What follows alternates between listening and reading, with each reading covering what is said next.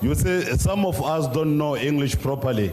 Can And you, then Honorable we Madisa? can only come and say, Honorable hong, Madisa? hong, hong, hong, like that Honorable member. Matisa, Yes, hong, hong, hong, Honorable Matisa, hong, hong, Honorable hong. Matisa. That's the only thing that she knows. Honorable Matisa. Yes. A number of years back in Beijing, I met up with a black South African lady who had a little bit of an issue with my videos about South Africa. You see, she thought that I was being unrealistic and too harsh in my criticism of South Africa. And we had a very reasonable chat, but constantly during the chat, she would push the ANC party line that, oh, there's nothing wrong and that it's, apartheid's fault, that the power systems are failing in South Africa and that the ANC government is going to fire up some old coal reactors. Everything's going to be fine. They know what they're doing. They're making a plan.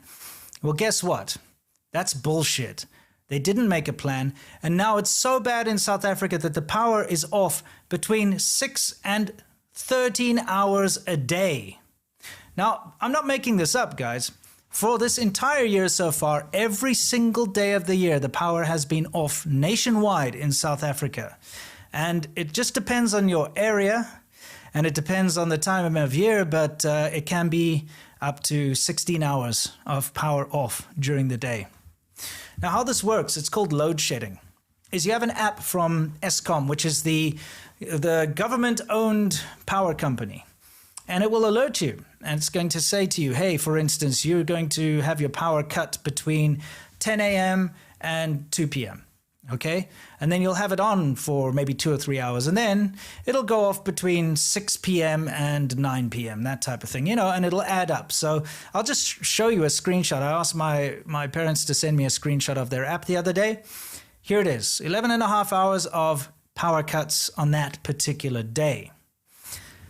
Now, you might think to yourself, well, I mean, that's kind of crazy. And I'm pretty sure most of you out there aren't used to the idea of not having power at all. If you live in a developed country, even in the developing world, even if you're living in the backwaters of a developing world somewhere, you probably have more power on during the day than South Africa.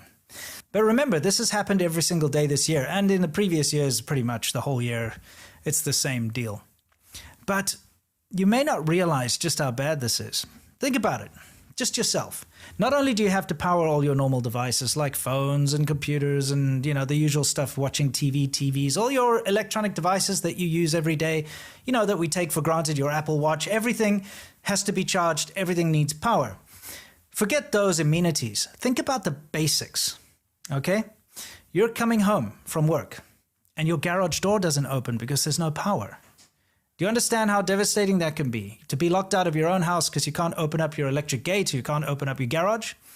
Anyway, so you park your car, you manually unlock your door, you walk in, you pull that lever, you open up your garage, whatever, you can get into your house. Now you got no lights.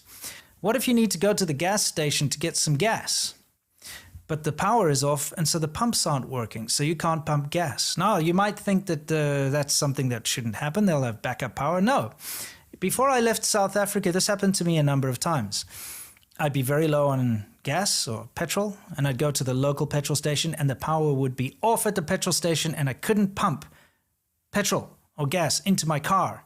And I'd have to make a plan and try to limp to the next station, in a different area or whatever to try and find petrol. It's basic things like this that you kind of don't think about.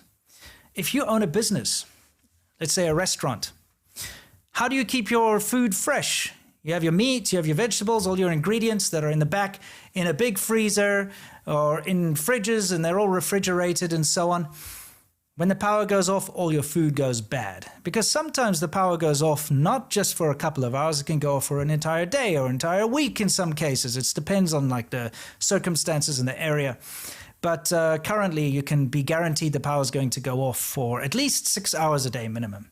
So there you got 6 hours of your refrigerators not working. Of course, you can't run a restaurant like that, okay? And many have closed. Now, a lot of you might think, hey, well, what about just putting in a generator or some kind of solar panels and so on to mitigate this? Well, here's the thing.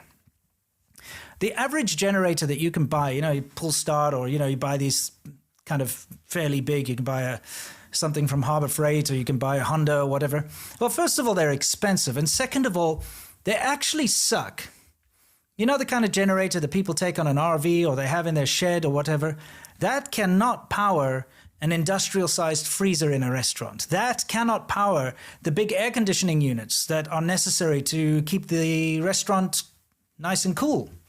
You know, those kind of things can power small appliances here and there. Yeah, it can power your personal fridge at home. It can power your TV, you know, your very basics. But that can't power a business. If you're going to power up a restaurant, and I'm using a restaurant as an example here, but this, of course, applies to every kind of business out there. You need a big generator, something that's capable of putting out the amount of wattage and energy that's needed to run large-scale systems. They're very expensive to buy, incredibly expensive to buy, especially in South Africa. There's a premium on generators.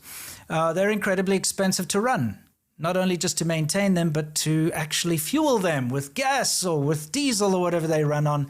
So if you're running a small restaurant, it kind of destroys your business because, well, not only do you have to deal with the lights going off and the air conditioners not working and all the food going bad in the back, but if you do manage to keep things running with generators and so on, now you've got a lot of noise.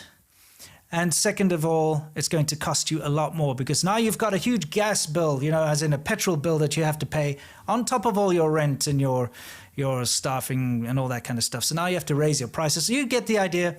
It really doesn't work out. So lots of small businesses in South Africa have, of course, had to shut down because of this. And there's very little incentive to open a business under these circumstances.